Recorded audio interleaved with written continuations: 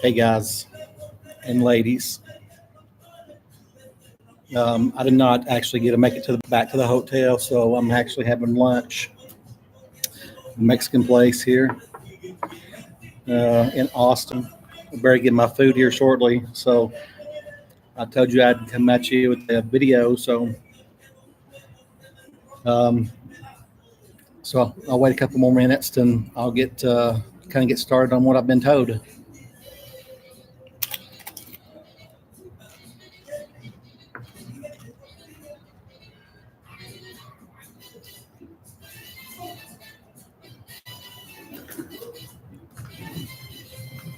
I'm not a big fan on what I've been told, but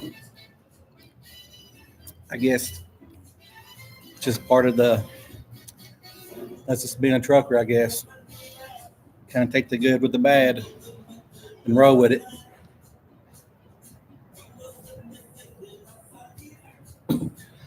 So I'm at this place called, I know what it's called.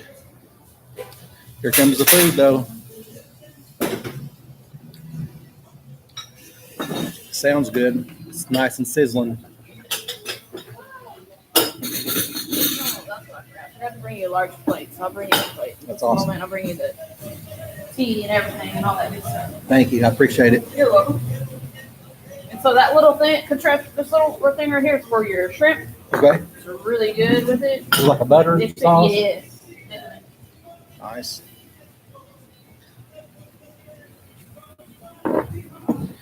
It's like a lot of food. Yep. I'll be Awesome. right back Thank you. with the plate. Guys, you got to check this out right here. Got a little chicken, shrimp. That Freightliner never sounded so good. Nightmares is almost over. Yeah, I'm hoping. All right, guys. So, and these chicken fajitas look awesome. So I went over. Okay, it started off probably about, I don't know, you can go back on my, maybe you can, on my lives on Instagram. And I'm thinking it was probably around 3 or 4 when I broke down. Thank you, man. Thank you very much. So 3 or 4 in the morning, broke down. She's probably about 2 in the morning. I still had, deliveries was a window between 9 and 1200, and I had my estimated time was going to be about 5 hours. So it looked like I was going to be arriving and still have about 5 hours before 12 o'clock. So everything was all good there. So that's why, what's up, Kimworth? That's why I always say, never wait around. Always try to get there, or if you're doing a long haul, like that one was a little over 2,000 miles. So when I did my break, I did my 10 hours. I got up and ran, did my break, got up and ran. I didn't do a 12, 15 hours, sit around, lay in a truck, even though I had plenty of time. So that's something that I always encourage you guys to do. But so I got there. No, I ain't get it, man. I've been broke down since last Monday. So yesterday, actually today at 10:30 was my turn-in inspection for the International to be turned back in, and I was going to switch everything over to the new Freightliner. It arrived back last Monday, and I got a toolbox and all that stuff on it. So they still had a few things that they had to do to it, but they said it'd be ready before Friday. Yesterday, but I called, let everybody know. Sorry, it's a big train going by. Call it and let everybody know that Success Leasing in the shop. I would be respectful of the shop, guys, be respectful, call in like I knew I was going to be late. I called him and canceled my appointment. Chad Rich, I don't even want to talk to you. You say you're going to call people back. You never call anybody back. So, but I hope you guys had a happy Thanksgiving. But so broke down. What happened was the light come on basically to do a regen. What's up, Dale? So pulled over the side of the road, pushed my button for 3 seconds, which is what Road Assist told me to do. It should automatically start to idle up. And so it would not do a regen though. Okay, so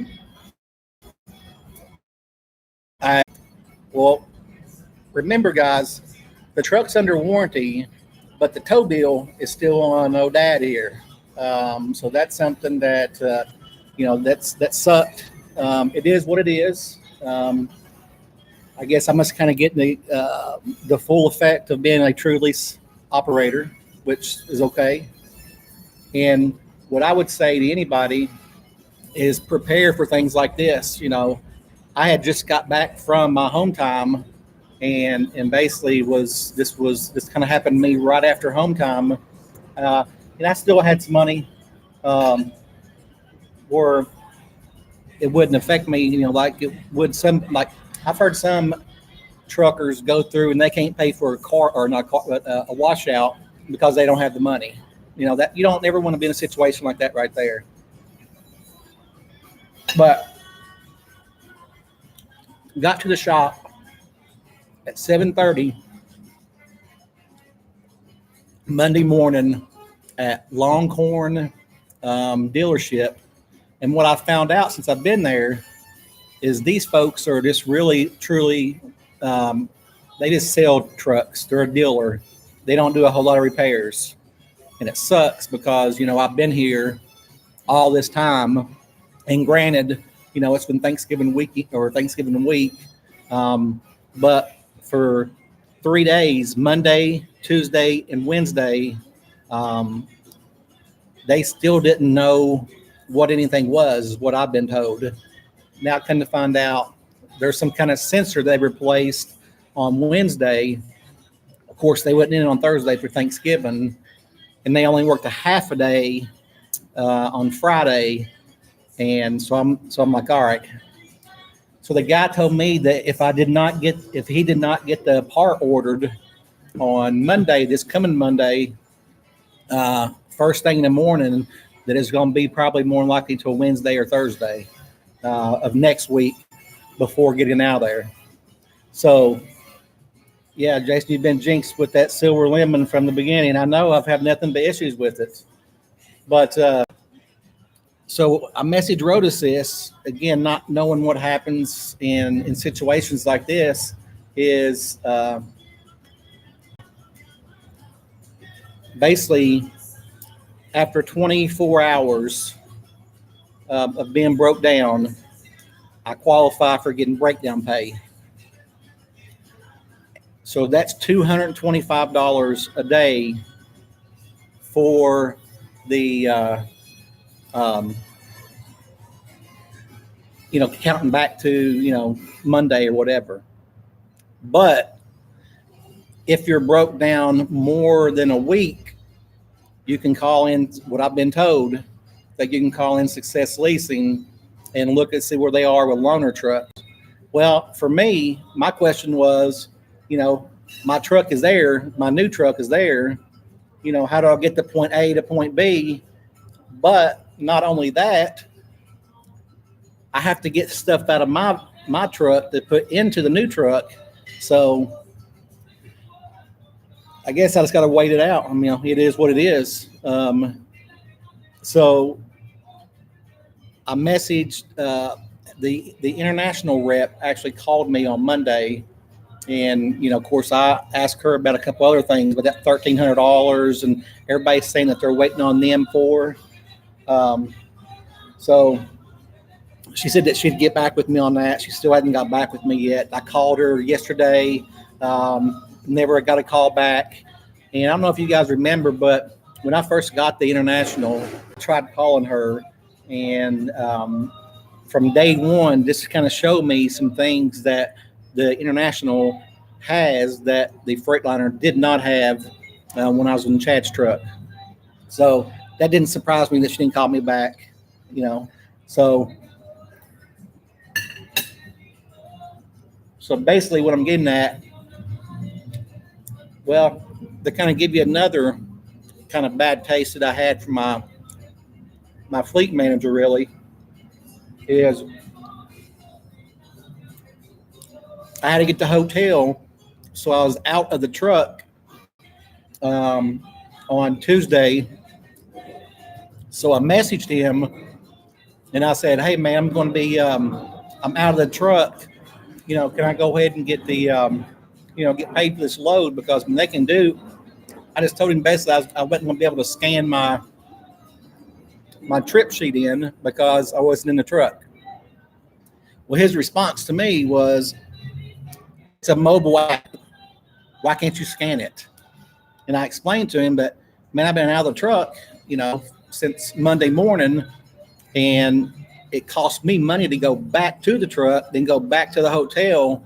So actually what I did today is I just went ahead and rented a car because when I went over to the dealership this morning, I was asking, I said, hey, what's the status on the truck? And he said, oh, I'm the only person here. Nobody's working on it. And my face immediately just turned red. That's just not cool, guys.